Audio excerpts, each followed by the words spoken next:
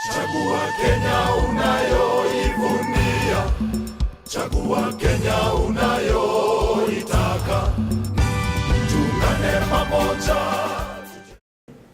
There's no doubt that for a truly independent electoral commission to emerge, the political class needs to drop its practice of capturing and enslaving the commission, completely rendering it incapable of discharging its mandate. The political class wrongly sees itself as owning every space, initiative, or decision in the country. A falsely political class as sovereign notion that precipitates overreach and disregards the constitutive and operational autonomy of independent institutions such as IEBC and even the judiciary. The Constitution created independent institutions precisely to cure this mischief as a necessary bulwark against the highly predictable proclivities and mission creep tendencies of the political class. We cannot create independent institutions, then deny them the independence through the bullying of the political class. And when those institutions fail because of such political infiltration, we turn around and blame them and disband them. Then the silly cycle begins afresh with another predictable silly result.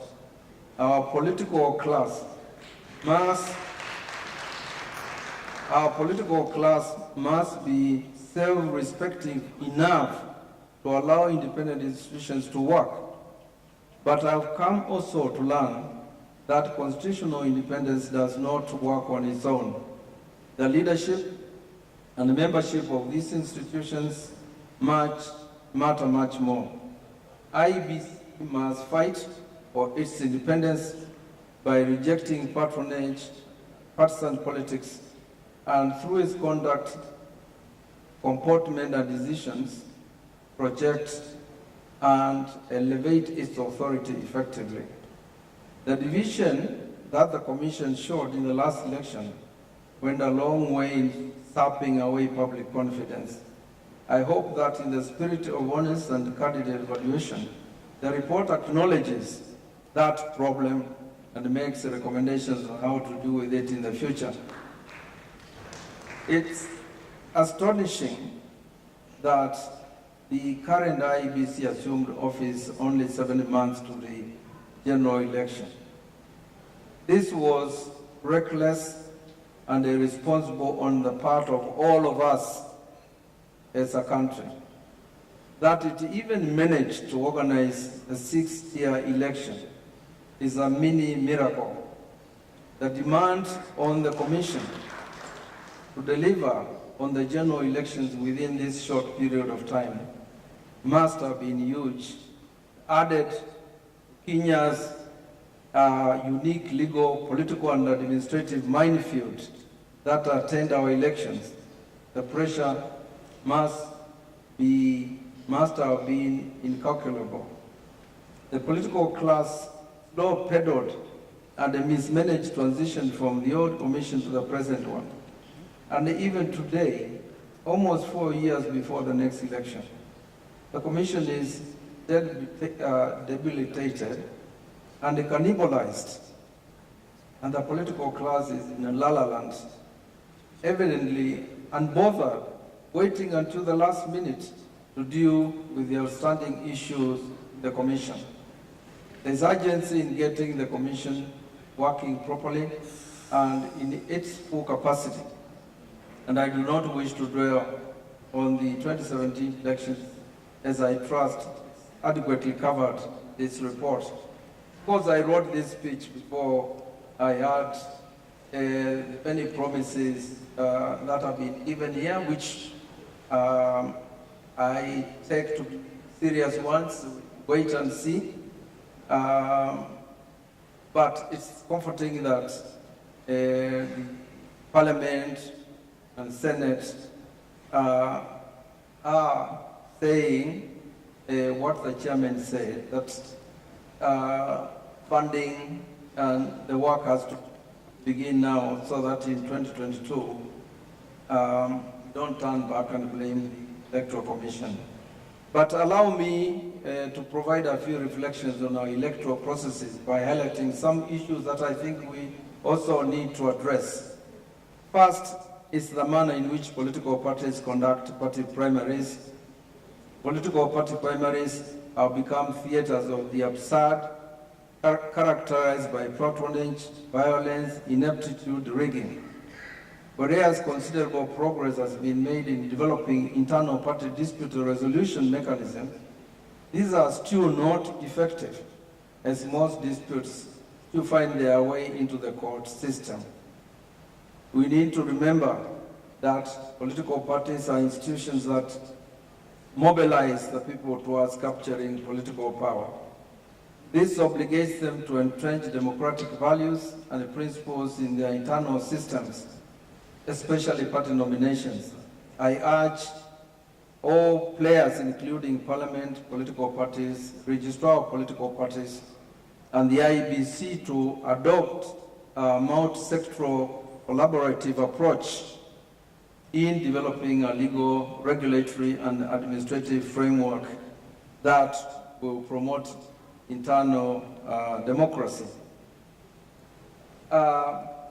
Since the registrar of political parties is here, I've always wondered, and maybe this is something you need to find out, whether the 67 political parties we have in this country are actually constitutional, and whether they have complied with Article 91 of the Constitution and other laws.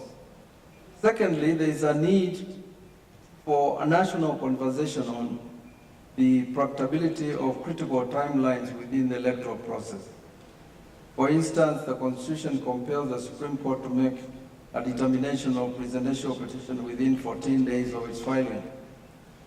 From experience, this limited time forces the court to sit for long hours during proceedings, grant much shorter time for the conduct of important processes like scrutiny and submissions, and limits or even bars parties from preparing adequately for their petitions. The proposal made by the Judiciary Committee on Elections to extend the presidential election petition by another 16 days merits attention. Third, the statutory enactments and amendments by the legislative arm of government should provide reasonable time for implementation, and that has been said. Undertaking piecemeal legal reforms close to the elections leads to inconsistencies and administrative challenges in the application of the law. Furthermore, we should consider the possibility of staggering elections, that has been said. The IEBC conducts polling for 6 elective positions concurrently. The undertaking is quite daunting and demanding in terms of logistical planning, processing of results, and this is a debate that Kenyans need to have. Fourth, we need to cure the country of the strong scorched earth electoral culture. We shed too much blood, damage too many properties, steal too many votes, rupture too many friendships, destroy too many institutions, throw too many ethnic insults, worship too many false gods, spend too much money during our electoral context. Elections have become corrosive and divisive in a manner that hemorrhages the country in an eminently destructive way. They have become existential contests rather than a civil contest between ideas and policy choices. This absolute view of elections is what has led to the over-judicialization of politics and the militarization of politics, thereby giving courts and security agencies power to determine who the leaders are, and not the citizens. I believe that if the IEBC were to assert its authority and competently and fairly manage the electoral process, the social cost elections would considerably go down. Similarly, if leaders put national interests first, then the fear of exclusion that drives this desperation would evaporate. Fifth, the independence of IEBC can only be guaranteed if its operations are independent of the executive, legislative, or foreign control and direction. An institution can only speak of independence if its processes are not prone to manipulation from executive, parliamentary, or international misadventure. It is about time we interrogated and stopped the hugely negative influence of the intelligence and security operatives in Kenya's electoral processes, particularly since 2007. Similarly, the international community also plays an oversized role in the Electoral Commission, and this needs to be reduced, if not eliminated completely. Therefore, to cushion the Commission from financial incapacitation, the Independent Electoral and Boundaries Commission Fund should be operationalized without further delay. Lastly, the role of technology and technology companies in Kenya's elections also need urgent examination. It has emerged as a contested issue, and if the country is not careful, we may hand over the election of our leaders not to voters, parties, or courts, but to technology and data management companies. In conclusion, I urge the Commission to continuously engage stakeholders and the public at large in its processes. The Constitution of Kenya has elevated public participation and inspired citizen vigilance to the extent that unless harnessed into meaningful engagement, it can be a recipe for constant standoffs and unnecessary legal battles between the IEBC and the various stakeholders in the electoral process. This will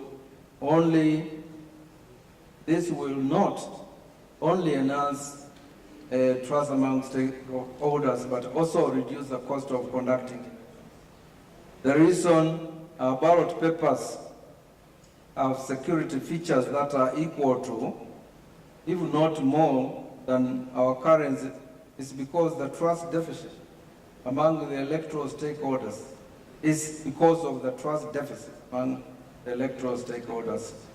I wish the IEBC a productive season as it gears up for the next election cycle that will culminate in the conduct of the 2022 general elections.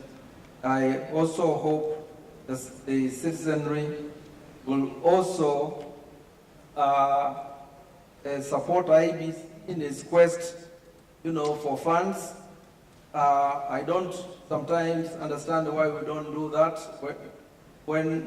and we allow two institutions, that's Parliament and the Executive, to basically say the money that is ours is theirs, and they decide who to give and who not to. Thank you very much. Ladies and gentlemen, we now want to officially unveil the post-election evaluation report, and we shall do this to, yes? I'm kind of... Chagua Kenya unayoivunia, chagua Kenya unayoitaka, tuungane pamoja, tujenge nchi yetu. Kenya ni moja na sura ni moja, tujiandikishe wote, tupige kura, tujitokeze, tupige kura, tunaimarisha demokrasia. IEBC, usawa kwa wote, inaleta mabadiliko yenye wazima wa mipaka, inabuni mbinu mpya ya uchaguzi, haki kwa watu wote.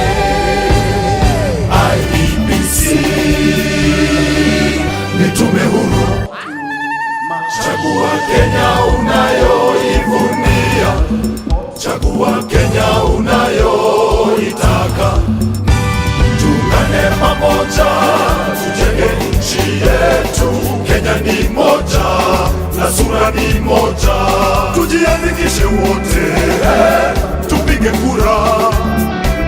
ongezea, tupige kura, tunaimarisha demokrasia. IEBC, usawa kwa wote. IEBC, inaleta mabadiliko. Yenye wazima wa mipaka, inabuni mbinu mpya ya uchaguzi, haki kwa watu wote. IEBC ni tume huru. IEBC, your vote, your future.